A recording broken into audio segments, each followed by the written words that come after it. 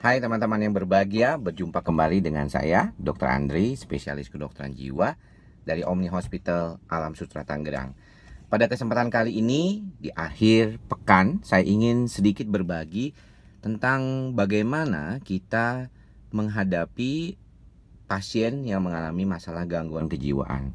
Sebenarnya pertanyaan ini sering diungkapkan oleh keluarga pasien, bagaimana mereka bisa menangani atau berhadapan atau apa yang mesti keluarga lakukan ketika berhadapan dengan pasien-pasien yang mengalami masalah gangguan kejiwaan. Permasalahannya adalah begitu banyaknya masalah gangguan kejiwaan. Tentunya di dalam video ini kita tidak bisa mengungkapkan satu persatu cara yang paling tepat untuk mengatasi masalah gangguan kejiwaan di dalam keluarga dan apa yang bisa diungkapkan atau dilakukan oleh keluarga ketika berhadapan dengan pasien-pasien yang mengalami masalah kejiwaan. Namun secara umum saya akan memberikan gambaran tentang masalah-masalah yang berkaitan dengan peran keluarga dalam menangani masalah gangguan jiwa yang terjadi di dalam keluarga itu. Problem yang pertama seringkali adalah kita tidak mengenali masalah gangguan kejiwaan sebagai suatu kondisi medis yang bisa ditangani. Ini yang membuat seringkali orang kesulitan untuk mendapatkan akses ke pelayanan kesehatan jiwa, bukan hanya karena dia merasa tidak mampu, misalnya tidak ada akses, tidak adanya rumah sakit jiwa, tidak adanya rumah sakit yang menyediakan poliklinik psikiatri, ataupun tidak adanya dokter kejiwaan, tetapi juga karena masalah stigma. Jadi kalau misalnya orang yang mengalami masalah gangguan kejiwaan, kita tahu bahwa gangguan kejiwaan adalah suatu kondisi yang berkaitan dengan pikiran, perasaan, dan perilaku orang tersebut, maka seringkali orang itu mengalami suatu keadaan yang perlu benar-benar sampai parah sekali, sampai misalnya ngaco, baru dia datang ke rumah sakit jiwa atau bahkan ke dokter jiwa. Yang seringkali adalah kalau misalnya baru awal saja, misalnya pada kondisi gangguan skizofrenia, biasanya diawali tidak langsung tiba-tiba ngamuk atau misalnya mengalami halusinasi atau keanehan dalam proses berpikirnya, tetapi biasanya mulai menarik diri, mulai tidak mau lagi bergaul dengan lingkungannya, melupakan hobi yang pernah biasanya dia lakukan, dan ini yang seringkali dilupakan oleh keluarga. Jadi ketika kondisinya lebih dalam kondisi yang lagi ringan itu, ada baiknya segera ke psikiater terdekat atau rumah sakit umum terdekat yang ada poliklinik psikiatrinya. Yang kedua adalah seringkali kita menganggap bahwa masalah-masalah kejiwaan adalah masalah yang bukan medis, dan itu hanya akan hilang dengan pikiran positif, berdoa, sembahyang, kemudian beriman, dan segala macam hal-hal yang berkaitan dengan spiritual. Bukan berarti kegiatan spiritual itu tidak bermanfaat, sangat bermanfaat untuk membantu.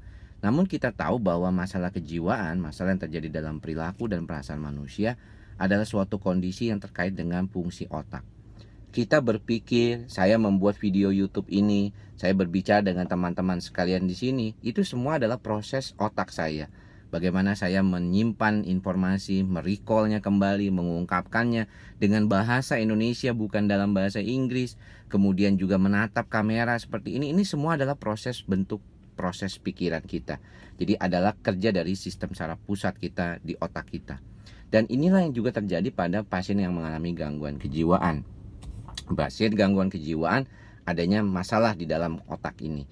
Itulah mengapa saya sering mengedukasi beberapa teman ataupun sejawat dengan kondisi seperti ini. Jangan menganggap bahwa gangguan kejiwaan bukan gangguan medis. Dalam kegiatan seperti YouTube channel ataupun dalam kegiatan edukasi di media sosial juga saya tekankan betapa masalah kejiwaan adalah masalah medis, masalah yang berkaitan dengan fungsi otak, dan kita bisa perbaiki itu dengan segera kalau memang kita dapatkan dalam waktu yang singkat saat orang itu masih berada dalam tahapan awal. Nah, yang paling penting buat keluarga adalah menyadari ini dulu. Karena dengan menyadari ini adalah bagian dari suatu kondisi gangguan kejiwaan sebagai gangguan medis, maka dia bisa melihat bahwa kondisi ini adalah sesuatu yang bisa saja terjadi pada siapapun dan sangat wajar. Kenapa? Karena orang mungkin kalau gejalanya tipes atau demam berdarah, gejalanya demam tinggi, Kalau orang yang mengalami gangguan depresi, gangguan cemas, atau gangguan psikotik sekalipun, gejalanya itu ada di pikiran dan perasaan orang itu sendiri. Inilah yang bisa dianggap sebagai salah satu gejala medis, tetapi dalam bentuk pikiran dan perasaannya.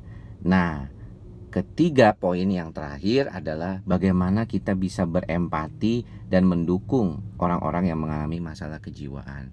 Mengapa demikian? Karena saya memahami sekali bahwa tidak mudah berada pada kondisi hidup dengan orang yang mengalami gangguan jiwa.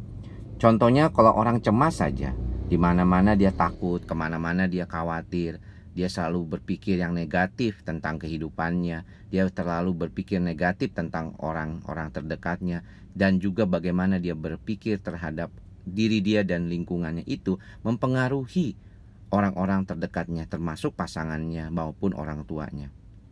Inilah yang seringkali membebani dan menjadikan capek. Apalagi kalau kita tidak berempati dan memaksakan kita pengen orang ini seperti apa maunya kita. Ini yang susah.